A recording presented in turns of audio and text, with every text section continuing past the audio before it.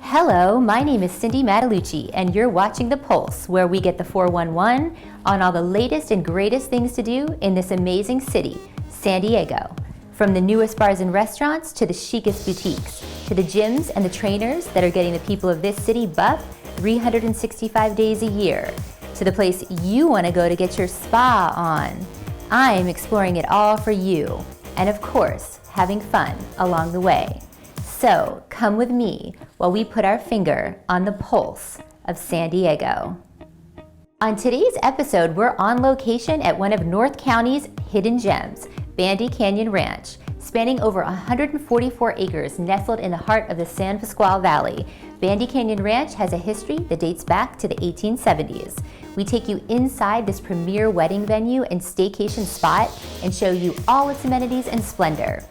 We then sit down in studio with Dr. Rafael Gutierrez, scholar, writer, and martial arts expert, and talk to him about his newest book, Cerus and the Rarest Thing, which was inspired by his time living in Okinawa, Japan. We end our show with a special segment on the 3rd Annual La Costa Film Festival. This happened September 10th through the 13th at the Omni La Costa Resort in Carlsbad.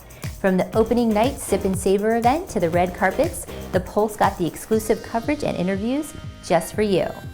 Now it's time for us to head over to Bandy Canyon Ranch in Escondido. We show you the rustic charm of this hidden oasis. From the equestrian center to the quaint cottages, Bandy Canyon Ranch has something for everyone. Check this out.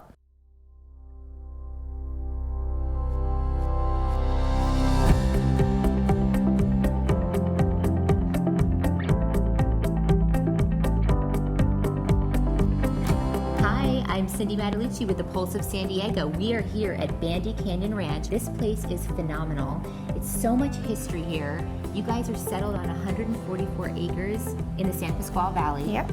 I feel like it's sort of a hidden gem. Talk to us a little bit about Bandy Canyon Ranch. Bandy Canyon Ranch has been here since the 1800s, believe it or not. It was Mr. Bandy purchased 80 acres of land in the early 1800s. There was primarily beef cattle and sheep, and he farmed the ranch. He brought in a housekeeper. She brought one of her kids down here. Oh my gosh. And that was Henry Fenton.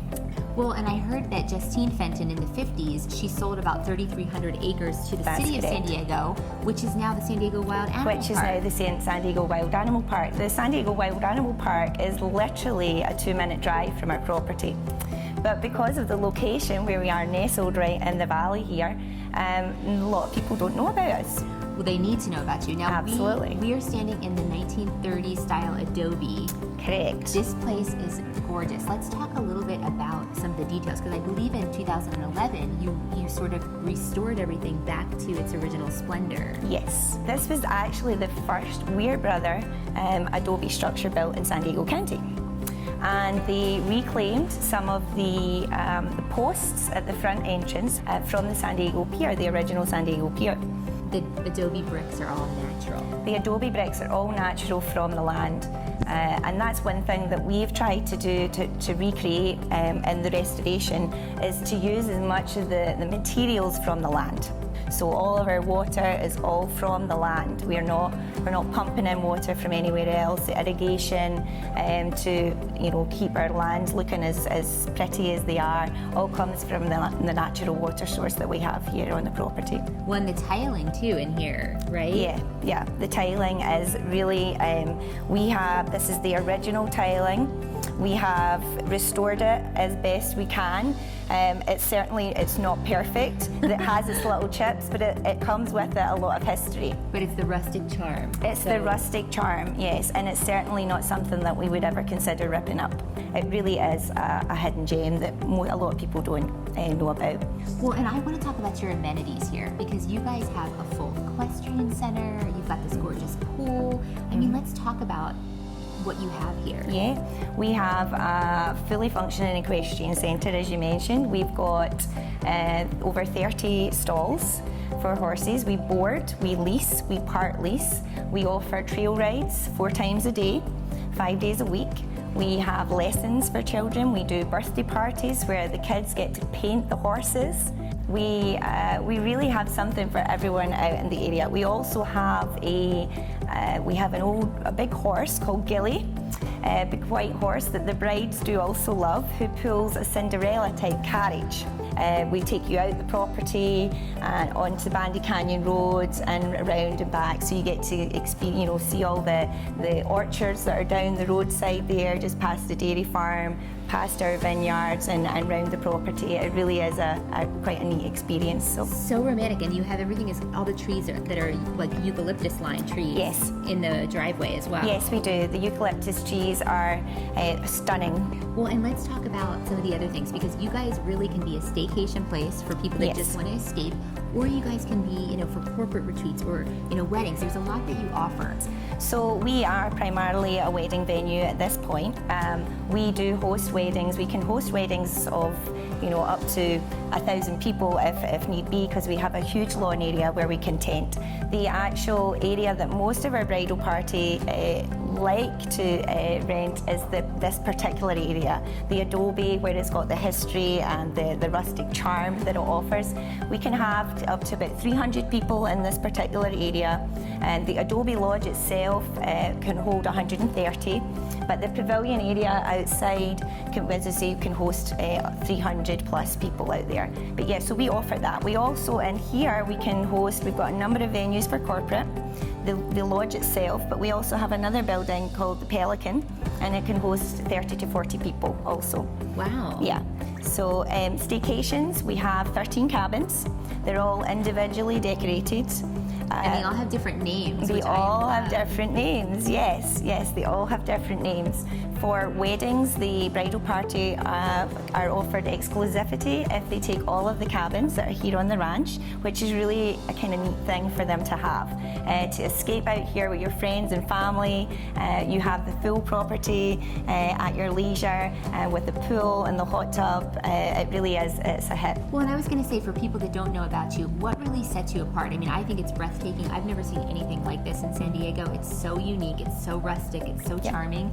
But I mean, what do you think really sets you apart from other places? The thing about the ranch is that we are literally just located 10 minutes off the freeway, but you feel like you are 100 miles off the freeway. You feel like you've escaped into an old Western movie. Tell everybody where to find out about you and find out about your packages that you offer. Sure. So we have a website, www.bandycanyon.com. So please feel free to look at our website. You'll see lots of pictures on there of our cabins, our wedding packages. We also are very fortunate to partner with Bellamy's restaurant in Escondido, where there is a resident master chef, Patrick Ponsati, and he caters all of our events. Oh, that's great. And so all that information you can find on the website also. Thank you so much. You're welcome, thank you. So I'm here with Danielle. We are at the Equestrian Center, and she's going to show us how easy it is to ride. Whether you're 5 or you're 50, there's something out here for everyone. There is something out here for everyone, from camps, we do trail rides, we do customized rides, we can take you out in groups, we can take you out in couples. Anybody who comes to the ranch is more than welcome to set up a trail ride. All right, well, wish me luck. I'm going to get on Abby. Ready? I'm ready. And how many rides do you guys have a day, do you think? We do 4 rides a day, and we take up to 6 people at a time. So we'll do a ride 2 in the morning, 2 early rides, and then we do 2 afternoon rides to kind of get away from the heat a little bit.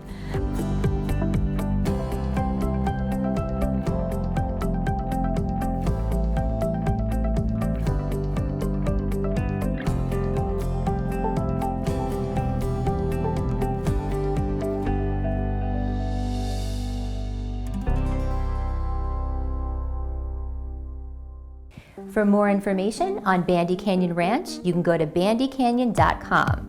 When we come back, we're in studio with Dr. Rafael Gutierrez. Stay tuned.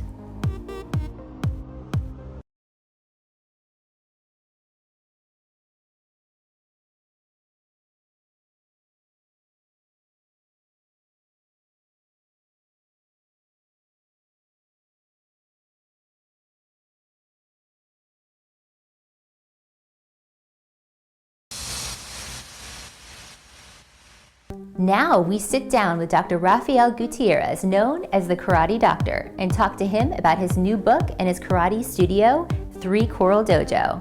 Hi, I'm Cindy Mattalucci with the Pulse of San Diego. I'm here with Dr. Rafael Gutierrez. How are you? Really good. Yourself? I'm so excited to have you on our show today. Now, you have such an impressive resume. You are a scholar, a writer, anatomy professor, and a martial arts expert. So I want to know how this became a passion for you. Well, when I was living in Belize, my friend Cerus was noticing that all of us were getting a little out of shape. And he just said, he used to own a martial arts school, and he said, why don't we start doing this between the time we studied? And that's actually how I got into it. And so I started realizing that there was a lot more to it. When I finished med school, I decided I wanted to continue doing karate, so I found a place. Eventually I ended up meeting my teacher, who was a gentleman named Kensei Taba. Well, what I think is really interesting is you were awarded your dojo license in Okinawa, which is the birthplace of karate. Right. It's actually kind of funny about that. A lot of people think karate is this 2 million year old art. The truth is, even the name karate, it's a Japanese name which means empty hand, really wasn't used until 1920. Before then, it did have other What did names. they call it before that? Some people called it tea, some people called it nahati, some people called it toti, different names. And initially, pretty much, they needed to find something to unify them. Tea or te pretty much means hand, so it was hand fighting. Well, and that brings me to the next point, because you have your own studio here in San Diego, 3 Coral Dojo, and you guys are one of the leading karate facilities here, and you have 4 principles that you really focus on when you're teaching. And I would love for you to talk to the viewers a little bit about those principles. Right. There are a lot of principles, and a lot of these are involved in a lot of others, not just karate, but a lot of martial arts. One of them is integrity, and it's really hard for a lot of people to understand how throwing punches and kicks can lead to integrity. But the idea is, it's actually what they always said, what all the founders said, is should be about getting people to understand how to be a better person. Karate begins with courtesy and respect, and one of the things I try to stress with my students is it's not just respect towards other people, but also respect to yourself. And that's one of the biggest things. And again, going back to what karate was supposed to teach, it has to be something powerful, and in some ways even dangerous enough where you have to realize that I can't just say, oh, I'm going to go play a game with this. Well, I want to talk to you about your book. I'm very excited about this. This is your second book, Cerus and the Rarest Thing. Now, this was inspired by your time living in Okinawa. Right. Talk to us a little bit about this book. Yeah. What had happened was my teacher had died not too long ago. My teacher, Kensei Taba, he was the type of person who made you feel like you were part of his family. Then February came along and my father passed away. And when I was burying my father, I found out that a friend of mine had passed away that same week. And with everything going on, it was pretty much towards the end of the Great Recession. I started looking at my life, my job, everything that's happened, and I just decided I had to stop. Well, and you quit your job, right? I quit my job. I moved to Okinawa. I didn't know what I didn't even know how long I was going to be in Okinawa, how long I was going to stay. And the other thing that I noticed is just when I was in Okinawa, it's one of the things people actually forget. I mean, right now it's the 70th anniversary of World War II. The Battle of Okinawa, you had, depending on who you asked, you had people say you had about 1/3 of the population. Wow. Just die. And it's something that, well, the interesting thing is they're also the longest living people. I was going to say, and the happiest people, right? Yeah. Supposedly. Right. And it is one of the things that, you will meet people who lived through the Battle of Okinawa, and they don't hold a grudge. The ones I met at least didn't. They tended to be like, well, it happened, this is what happens, that's why you don't want to go to war. And they tended to leave it at that.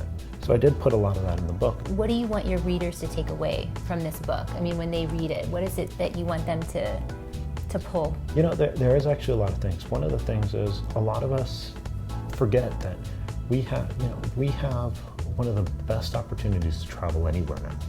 And we have a lot of people who really, what they think is, well, I'll do that next year, or I'll do it the year after. And sometimes you have to decide, it's time to go.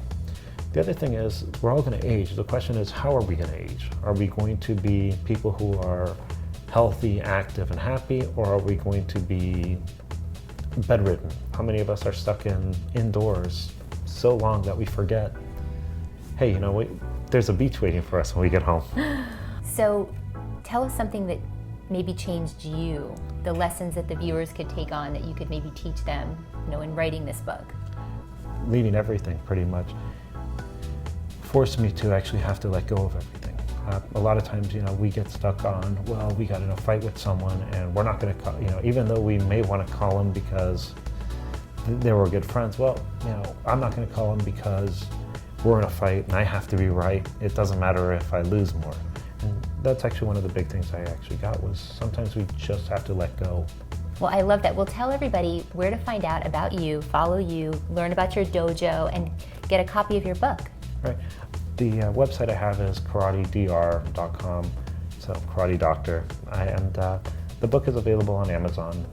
It's Cerus and the Rarest Things, and I'm usually under RH Gutierrez. Well, perfect. And he's written some amazing articles as well in a lot of different martial arts magazines, so you can find that on the website as well. And I want to thank you so much for being here. We had such a great time with you today. Thank you. Thank you. I enjoyed it. Thank you so much. We'll see you next time. For more information on Dr. Rafael Gutierrez and his dojo, or to purchase his book, go to karatedoctor.com. When we come back, it's time for our Pulse on the Scene segment. Don't touch that remote.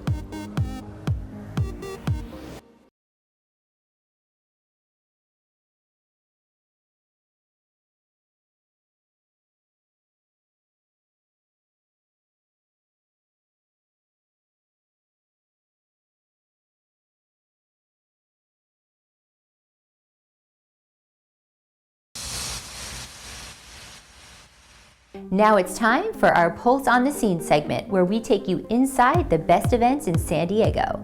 From the philanthropic to the star-studded red carpets, we give you an exclusive sneak peek of these fabulous events. On today's episode, we take you inside the VIP launch party for the Cape Ray Carlsbad.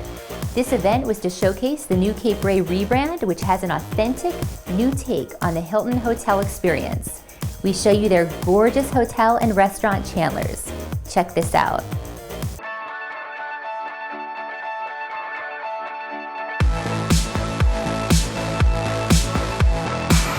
Hi, I'm here with Vikram Sood. How are you? Great. I'm having a great evening. This is a wonderful event you guys are having tonight. Now talk to us a little bit about Cape Ray and the vision that you have for Cape Ray. Actually, the vision started when the hotel was built. You know, we have a very entrepreneurial owner who really wanted to build something special on the beach. And his story was that he was actually an old surfer that moved to California with a station wagon, surfed the beaches, and actually started out in residential development. And it took him 15 years to get this place entitled. But the vision was always to have something unique and special that was really a part of this community, not just a large resort, but something that really felt like it belonged in Carlsbad by the beach and really embraced all of these great things these beach communities have to offer. Well, you guys don't have the typical Hilton experience here. Talk to us a little bit about that. So again, you know, we've always done things on our own for what's best for our guests, not really about what the brand dictates. So it's been about personalizing things, so we get to know our guests before they come. We get to find a little bit about what makes them tick and really personalize the experience. And we've been doing that for 2.5 years since we've been open. Same thing with the restaurant. Our restaurant was actually meant to be a restaurant that happened to have a hotel around it. So 70% of our guests are from the local community. They're not actually from the hotel itself. So some people say, oh, that's the hotel where Chandler's is. So we've actually got a great advantage there. For more information on Cape Ray Carlsbad and Chandler's Restaurant, you can go to caperay.com. Stay tuned. When we come back, it's all things La Costa Film Festival.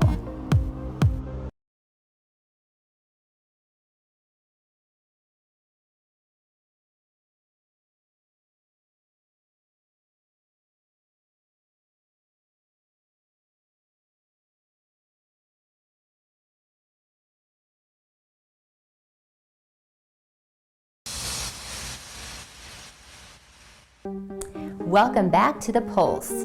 If it's one event that you do not want to miss each year, it's the La Costa Film Festival, with over 4,500 fans and over 48 films from around the world, and major talent heading to our city like Andy Garcia, Ed Harris, and this year, John C. McGinley. The Pulse was a sponsor and had your all-access exclusive pass to the events, filmmakers, and the red carpets. Check this out.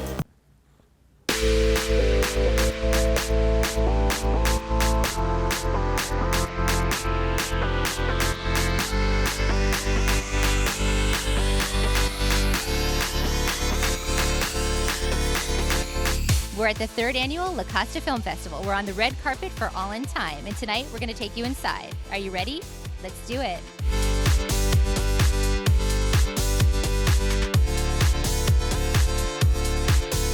I'm here with the founders of the La Costa Film Festival, Ruby and Mike Callahan. How are you? We're doing great. Very excited. It's opening 3rd year. Last year you had 4,500 people attend. This year it's like bigger and better. Every year, how do you guys do that? We have amazing volunteers. Yeah, that's true. When we promised a hot program, we didn't mean temperature. So what do you think, what's your favorite part of the festival, would you say? Sip and Savor certainly opens up the festival in a beautiful way. But we definitely have Friday night, we have a wonderful We Remember tribute for our first responders and our veterans and our military, so we're excited about that. Seeing smiles on people's faces, tells us we're doing it right. Yes. And the fact that we're an all-volunteer, organization, we're a nonprofit corporation, so it's all about bringing benefit to our community, Yes. and the community is really getting involved.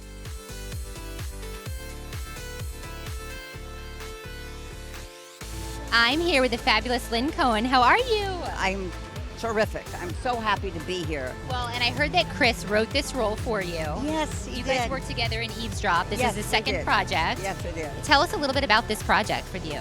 It was very important to me because it had to do with the endurance of women, the strength of women. Are you listening to me? The strength of women, and the knowledge, the wisdom. And this woman has humor, wisdom, and sex appeal. And working with Chris, I was wondering if you did you take all the inspiration since it was a true story with him? I did. Or did you kind of take on your own side of the character? It was funny. I was going in there and I was playing it much differently, and he was bringing out things in the character that were natural in me. So it just seemed like it was the right fit. And, since, we first started shooting, Chris and I have become very good friends. So excited to talk to you about this movie. This was your first movie. First time filmmaker. Yes, it is. So can you imagine? This is a dream come true, beyond my wildest dreams. And what do you hope that people take away from this movie? It's such a great story. I mean, he leaves his corporate job. Follow your dream, no matter what age. I mean, I had a career, I had kids, but something I always wanted to do was to make a movie. So it's never too late to follow your dream, and never give up also.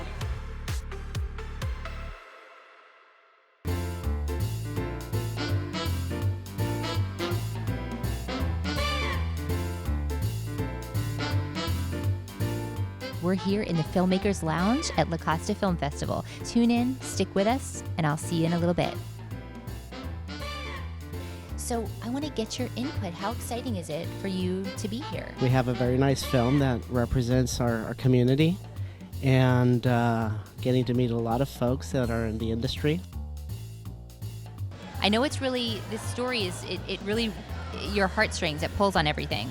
I think it's a great story. I'm a third-generation Sacramentan, and another city tried to take our basketball team, and I'm the mayor and a former NBA player. It wouldn't have been good to lose a team on my watch, so it's kind of personal. And the best part of the movie, I know how it ends. We're here on the red carpet for the premiere of The Great Alone, starring Lance Mackey, and we're going to take you inside. Are you ready? Let's do it. So I'm here with the fabulous Lance Mackey, star of this movie. I mean, you really let Greg get in there and get personal with you. I mean, talk to us a little bit about this. Oh, he did do exactly that, and I'm excited the way it turned out. And it's a real humbling experience being in a place like this with millions of people literally going to see this someday.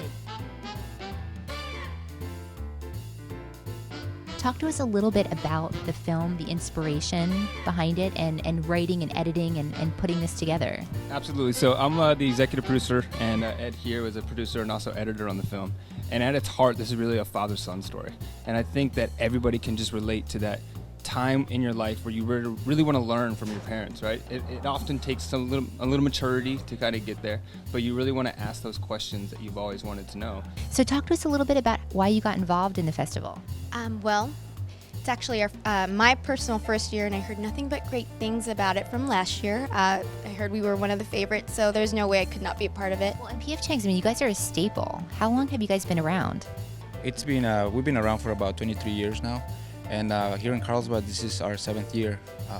How does it feel to be a sponsor of La Costa? We're so honored. This is our first time we've ever worked with La Costa Film Festival, and we're definitely going to come back again. Well, talk to us about Mama Chia, because you guys are growing. We are. We've been around for about 5 years now. It's an all-organic company, and we are based in Carlsbad, which is why we decided to partner together. Talk to us a little bit about being involved in La Costa. You know, this is our 2nd year now being involved, and love seeing the growth from one year to the next, and it's been always wonderful people and surrounded by like positive energy and really great people, so it's awesome. You were being honored tonight.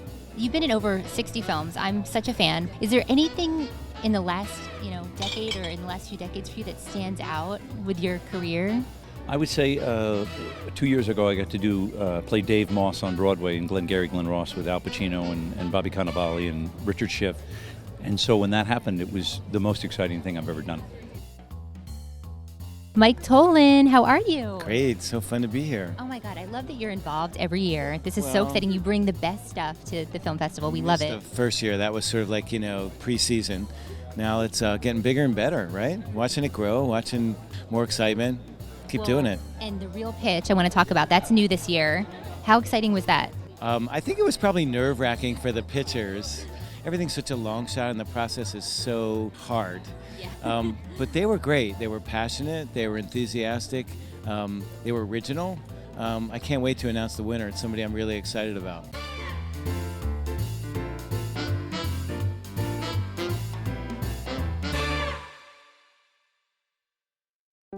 For more information on the La Costa Film Festival and how to get involved, you can go to lacostafilmfestival.org. That's going to do it for today's episode. Tune in next time while we put our finger on the pulse of San Diego.